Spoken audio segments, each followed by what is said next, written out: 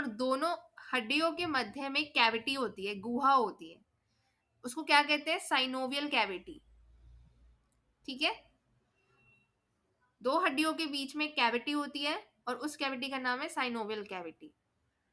और प्रत्येक हड्डी के छोर पे आपको कार्टिलेज मिलेगा, कार्टिलेज की एक परत मिलेगी। ठीक है, साइनोवियल गुहा, ये जो आपकी साइनोवियल कैविटी है उसमें एक द्रव भरा होता है। क्या, कौन सा द्रव होता है? हम हर रोज सुनते भी हैं साइनोवियल फ्लूइड, है ना, कि किसी का साइनोवियल फ्लूइड सूख गया है या कड़क कड़क की आवाज आ रही है हड्डियों में से। वो क्यों हो रहा है? क्योंकि वहां पे ग्रीस खत्म हो गया है, इसी को ग्रीस कहते हैं जो बॉडी को मूवमेंट देता है, साइनोवियल फ्लूइड। तो वहां पर उन बोन्स के बीच में साइनोवियल फ्लूइड होता है। अब ये जो साइनोवियल कैविटी है, साइनोवियल कैविटी को कवर करने की एक पतली सी झिल्ली होती है, वहां पर एक साइनोवियल मेम्ब्रेन भी होती है। फ्लूइड तो निकल रहा है, लेकिन ये फ्लूइड आ कहां से रहा है? साइनोवियल मेम्ब्रेन से आता है फ्लूइड। और दोनों हड्डियां, ये क्यों निकलता है फ्लूइड? ताकि दोनों हड्डियों के बीच में घर्षण ना हो, फ्रिक्शन ना हो, ठीक है, अच्छे से मूवमेंट हो सके। तो ये फ्लूइड इसलिए पाया जाता है। अगर सोचो हमारे साइनोवियल फ्लूइड ही ना बने तो दोनों हड्डियां टकरा जाएंगी। हाँ मृतांशु पूछो। ये साइनोवियल फ्लूइड ये आता कहाँ से और बनता कहाँ है? एक तो पता है कि पटेला के पास होता है, लेकिन बनता कहाँ है और आता कहाँ से? अभी मैंने बताया कि आपके जो हड्डी का छोर होता है ना, हड्डी का किनारा, वहां पे एक कार्टिलेज होता है। कार्टिलेज के पास ही आपकी साइनोवियल मेम्ब्रेन होती है, वहीं पे आपकी साइनोवियल कैविटी भी होती है।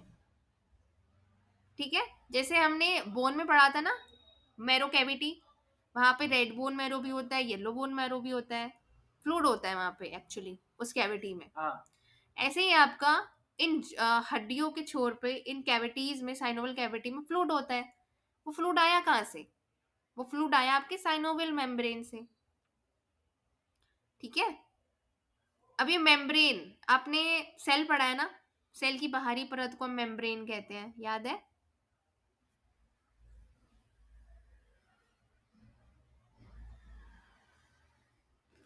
तो साइनोवियल मेम्ब्रेन के जो सेल्स होती है, ठीक है, साइनोवियल जो सेल्स होती हैं वही प्रोड्यूस करती हैं इस फ्लूइड को। सारे न्यूट्रिशन जितने भी वेस्ट होते हैं इन सबको निकालना, ले जाना, वहां पे मूवमेंट प्रोवाइड करना, ये सब साइनोवियल मेम्ब्रेन ही करती है।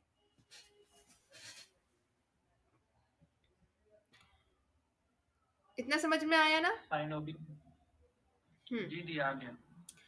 अब ये फ्लूइड चाहिए क्यों हमारे शरीर को? अगर हमारे शरीर में फ्लूइड नहीं होगा तो दोनों हड्डियां टकरा जाएंगी, फ्रिक्शन होगा, दर्द होगा, हाँ मूवमेंट करने में आसानी नहीं होगी। ठीक है, इस हाँ। इस वजह से हमें इस फ्लूइड की जरूरत होती है। और जब आप मूवमेंट करते हो, जिन लोगों का ये फ्लूइड सूख जाता है या बहुत कम हो जाता है, हम उनको कहते हैं कि आप जॉइंट्स की मूवमेंट करो। उस मूवमेंट से होगा क्या कि जो फ्लूइड सूख गया है वो बनना स्टार्ट हो जाएगा, क्योंकि आप वहां पे मूवमेंट कर रहे हो, वहां की सेल्स को एक्टिवेट कर रहे हो। अब दोनों हड्डियां एक दूसरे को एक फ्लेक्सिबिलिटी देती हैं, और दोनों हड्डियों के निचले सिरों में लिगामेंट्स द्वारा ही जुड़ी हुई होती हैं। दोनों हड्डियां किससे जुड़ी हुई होती हैं? लिगामेंट से। अभी हमने ऊपर पढ़ा था पिछली क्लास में कि जो आपकी लिगामेंट्स होती हैं वो कैसे जुड़ी हुई होती हैं?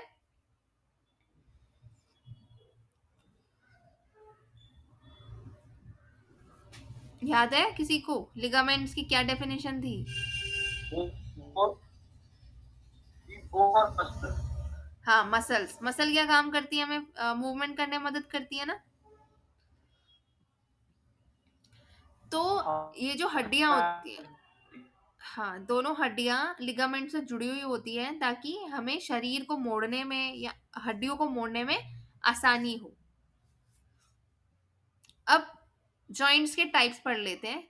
जो जॉइंट्स के टाइप है, बेसिकली 3 प्रकार के जॉइंट्स होते हैं। ठीक है, 3 प्रकार के आपके जॉइंट्स होते हैं। कौन कौन से?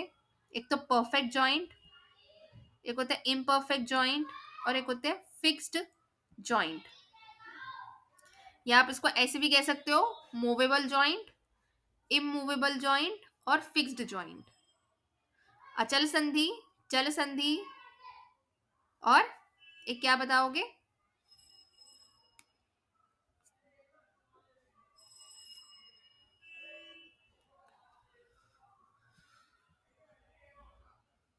चल संधि, ठीक है, चल अचल ऐसे बताओगे, इमूवेबल, मूवेबल और फिक्स्ड।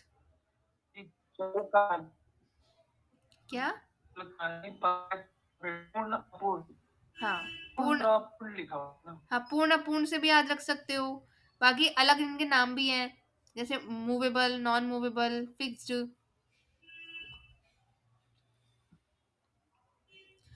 तो सबसे पहले परफेक्ट जी जॉइंट को दीदी। समझते हैं। परफेक्ट जॉइंट क्या होता है? अस्थियों की वह संधि, या अस्थियों का यानी कि बोन्स का वह जॉइंट जिसमें संधि यानी कि जॉइंट बनाने वाली अस्थियों को विभिन्न दिशा में घुमाया जा सकता है।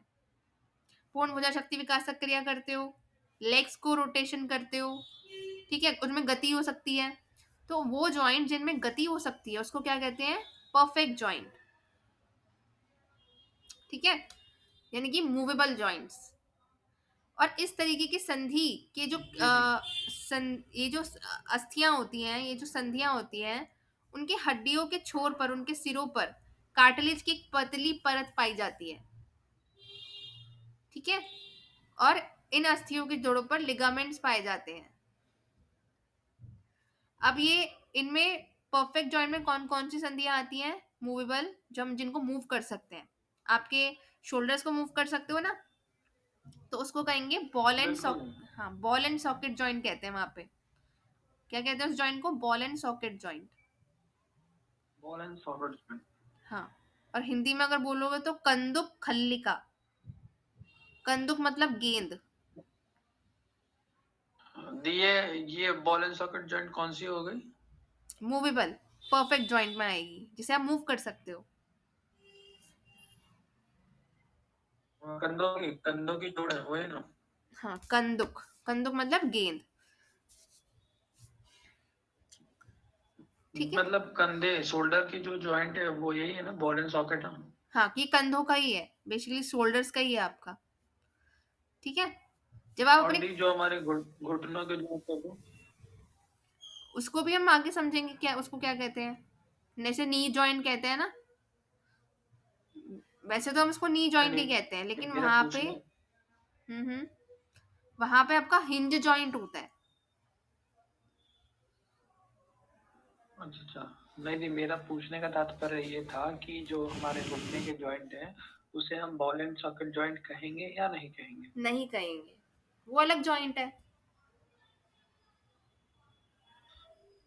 क्योंकि अलग जॉइंट इसलिए क्योंकि वो एक ही डायरेक्शन में मूव कर सकता है ना।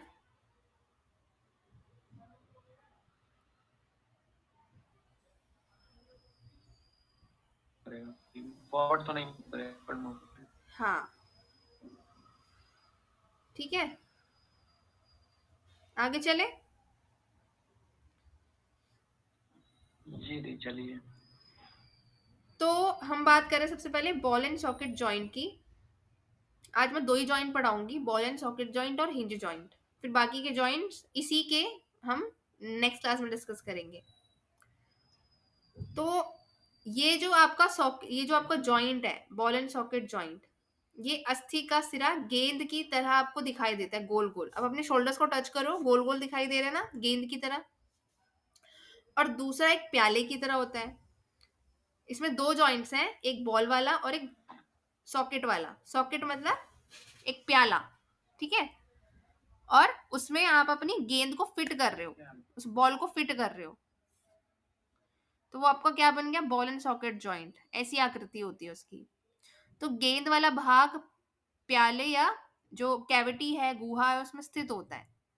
गेंद वाली अस्थि किसी भी दिशा में घुमाई जा सकती है। इस प्रकार की संधियां अंश मेखला तथा ह्यूमरस अस्थि के जोड़ पर, अभी हमने ह्यूमरस बोन की बात करी थी, तो वो उससे अटैच होता है। ठीक है, अंश मेखला भी कहते हैं इसको। हमने अपने कंधों को क्या कहते हैं, दूसरा नाम अंश मेखला। ठीक है। अंश में इकला। हम्म। और जो हमारी पैर है, पैर पर भी तो एक जॉइंट है हमारा फीमर, और जो श्रोणि मेखला है। हम पैर को भी रोटेशन दे सकते हैं ना, क्लॉकवाइज एंटी क्लॉकवाइज, चारों दिशा में। जी जी, दे सकते हैं। तो वो भी आपका बॉल एंड सॉकेट जॉइंट में आ जाता है, जो आपका पैल्विक जॉइंट है ना, जहां से आपके दोनों पैर जुड़े हुए हैं। तो इसमें आपके हाँ जी ठीक। कौन कौन सी हड्डियां आ जाएंगी, आपकी ह्यूमरस और फीमर, ये हम किसी भी दिशा में घुमा सकते हैं। ओके। ह्यूमरस और फीमर। हम्म। जी जी। फिर आपकी हिंज जॉइंट। हिंज जॉइंट आपकी कहाँ पे पाई जाती है, एक तो कोनी में। आप कोनी को भी एक ही डायरेक्शन में घुमा सकते हो, पीछे की तरफ लेके नहीं जा सकते आप,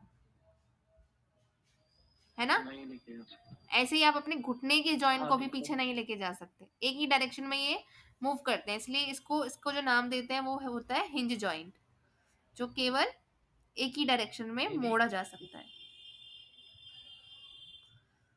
ठीक, घुटने वाले को तो केवल आगे नहीं ले जा सकते ना, पीछे तो लेके जा सकते हैं ना।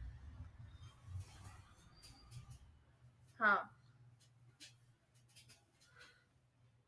नहीं, वो एक ही डायरेक्शन में है ना, एक ही डायरेक्शन लेकिन में तो बात मूव तो क्या करेगा। है।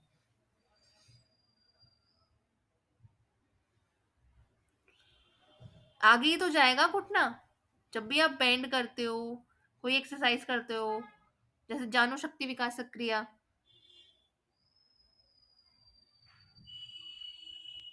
हाँ भी घुटना नहीं जगह, लेकिन मुड़ेगा तो पीछे की ओर ना, वो बोल रहा था मैं। हम्म। हाँ, तो आज ठीक है। नहीं। यहीं तक रखते हैं ना क्लास को, बाकी कल करते हैं। ठीक है दी। कल करोगे दी।